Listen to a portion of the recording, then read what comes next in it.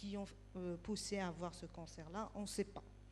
Ce qui est sûr, c'est qu'il y a le HP, l'Helicobacter pylori, une bactérie qui est incriminée dans le développement du cancer. Et ce que je souhaiterais, c'est attirer votre attention.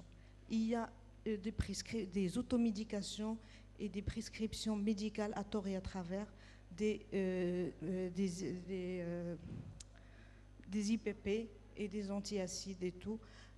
Sachez que si on donne à un patient qui a l'Helicobacter pylori, un IPP à un moment donné, il va faire disparaître les symptômes.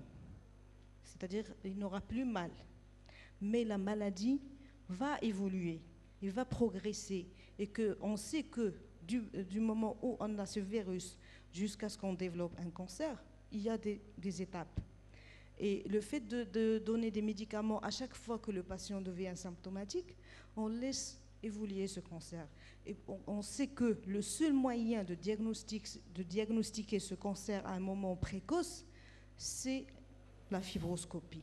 Donc, je solliciterai de vous, messieurs, si un patient prend une fois ou deux fois le médicament, dites-lui stop, allez voir un gastro, faites votre bilan. S'il a le HP positif, il doit être traité. S'il n'a pas, et si le médecin dit qu'il a des lésions dysplasiques et qui nécessiteront une surveillance, ça ne veut pas dire que c'est fini, il va revenir prendre. Non, il doit être suivi régulièrement. La différence entre nous, pays sous-développés et les pays développés, c'est ça. Par exemple, dans le Japon, et la Chine, ils traitent énormément de lésions des stades précancéreux et ils n'ont pas ces cancers développés comme chez nous. C'est le même cas pour le cancer du col utérin. Sachez qu'un moyen qui coûte 400 dirhams, comme ça a été dit, peut sauver des vies et empêcher l'apparition des cancers. C'est-à-dire on aura énormément de femmes qui vont être traitées à des stades non cancéreux. C'est le cas dans les pays développés. Qu'est-ce qui nous diffère d'eux? C'est ça, c'est être attentif et d'aller faire les moyens diagnostiques précoces, comme le frottis, comme la mammographie. Je tiens à vous dire que la mammographie peut effectivement diagnostiquer des stades, non pas stade cancer, mais les lésions précoces, le carcinome in situ et le carcinome micro-invasif, ils sont diagnostiqués par la mammographie. C'est pour ça que les pays développés, maintenant, ils traitent plus que 80% des cancers mammaires. Ils parviennent à les traiter. C'est parce qu'ils ont des programmes nationaux de dépistage par mammographie de masse. Ce n'est pas notre cas. Donc, si on parvient à transmettre le message entre nous que toute femme qui a plus de 45 ans doit faire une mammographie la première fois, si elle est normale, la répéter tous les 2 ou 3 ans. Si on parvient à transmettre ce message aux gens qui ont les moyens de faire la mammographie, Dieu merci, elle est disponible dans l'hôpital. Là, on est à Agadir, dans l'hôpital Hassan II, elle est là. Elle est disponible dans le secteur privé partout.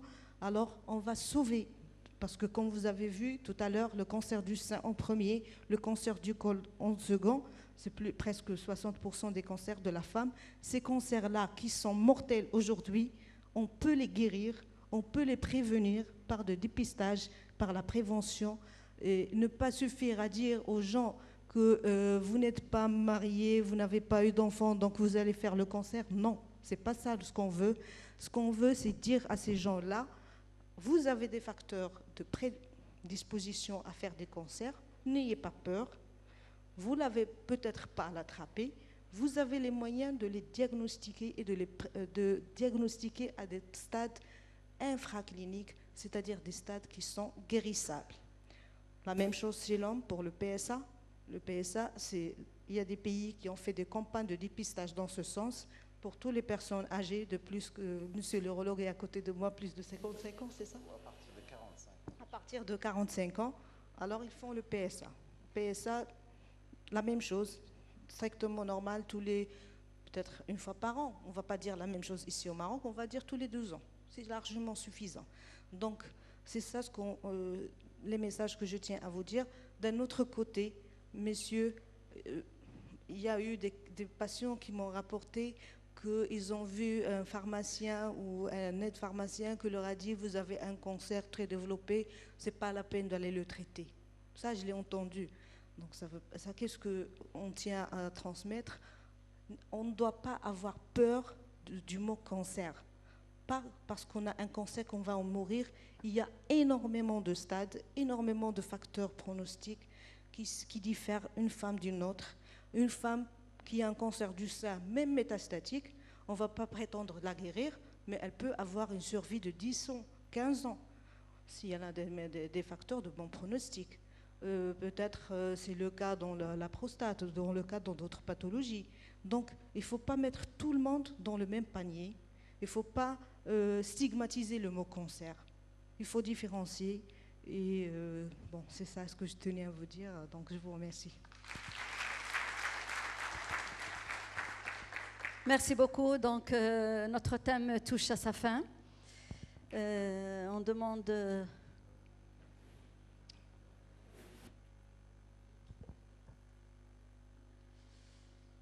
un geste de l'association pour nos intervenants.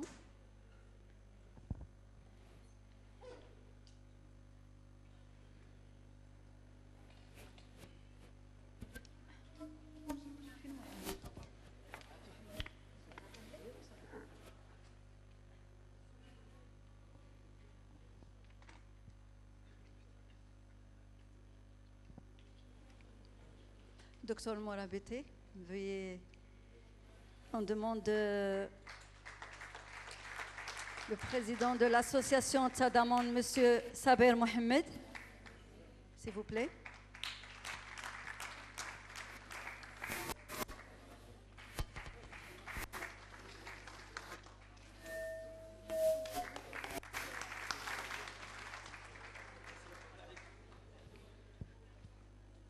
On demande plutôt Dr Aïd Tabia Saïd, pharmacie Saïd, pour remettre. Merci, merci pour le terme. Ça m'a échappé. Merci. Merci pour l'association et merci pour votre enthousiasme. Merci à vous aussi, surtout pour accepter. Merci beaucoup. Merci, M. Saïd. Donc, attendez un petit moment, s'il vous plaît, mes chers collègues, que les intervenants sortent pour la pause café. Et après, vous êtes invités à la pause café. 3 minutes et vous sortez après, s'il vous plaît, pour respecter. Et je rappelle pour les ateliers, si vous voulez assister aux ateliers, donc j'ai dit de passer au stand.